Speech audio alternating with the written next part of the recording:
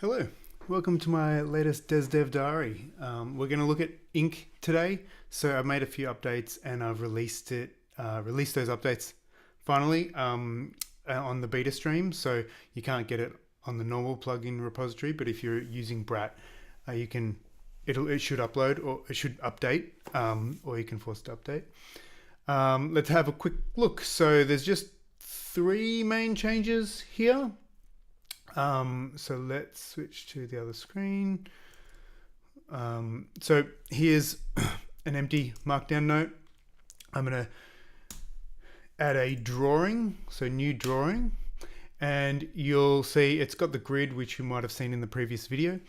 I'm going to draw, let's say I'm going to draw just a squiggly line because I want it to be a divider between maybe some text up here and some text down here.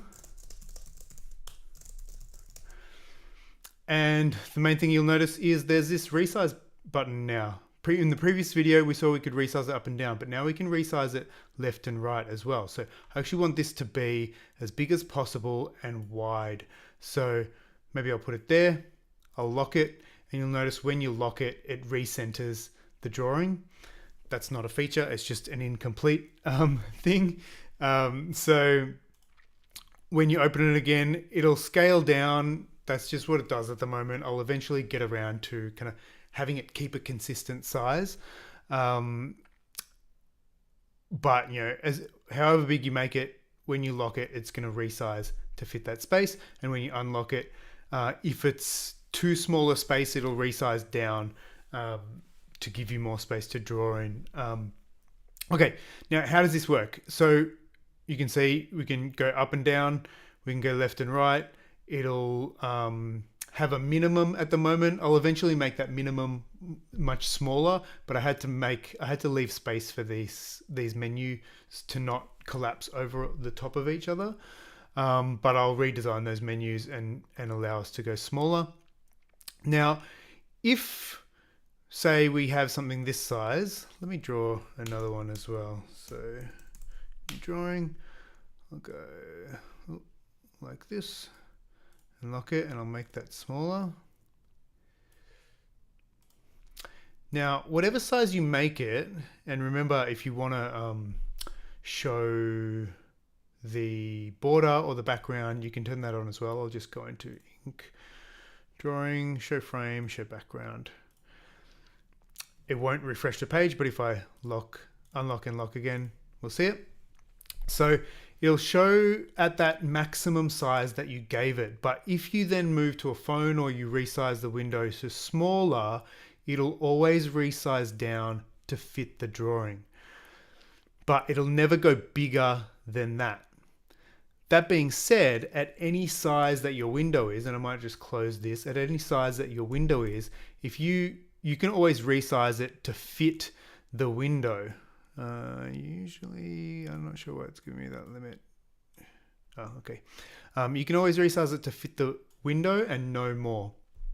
So I can lock that there, and that's now its maximum size. So if I resize smaller, it'll still always fit, but if I make the window bigger, it'll go as big as I designed it, as big as I set it initially, but it won't go any bigger. So it's maximum. So it's not just limited to the left width of the text or the right width of the text. So you can make it any size you want essentially. And there isn't a limit to how tall you can make it, but you're probably going to run into issues with scrolling if you make it too tall. So let's not do that. Okay, what's next? The next one is the ability to toggle the grid. So you can see if I click that, there is a grid. Let's make that a little bit bigger so we can see it. But you can toggle that off, so grid on, off. I think it's on by default, so I think if I lock it and unlock it, the grid turns back on. Eventually I'll might put a memory into that so that it stays on or off, or there's a global setting for you. But either way, if you don't want the grid on, just turn it off there. And then lastly, if I use mobile, Insert drawing and insert handwriting now have an icon. Someone posted while you added those to the quick menu down the bottom or on tablet. They didn't have an icon. Now they have an icon. I'll eventually redesign that icon. I just put it in really quickly to get that done, but it's there now. That's it. So if you're on Brat, you can get that now. I haven't tested it, but I'll test it straight after this. But the release is there. And then before I go, I've also been working really hard on some articles recently. So you might have seen previously that I'm doing a series on designing for virtual reality or designing for XR media. In general, immersive experiences.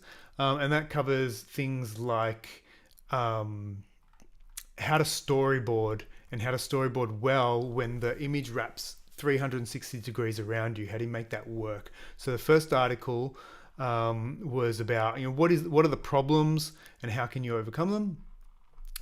Not how can you overcome them, but what are the problems? The second article, which I released yesterday, is taking that a little bit further and starting to look at how to actually storyboard some things, which uses an interesting kind of ring pattern that this woman, Jessica Brilhart, invented like 2016, and we've just extended it here.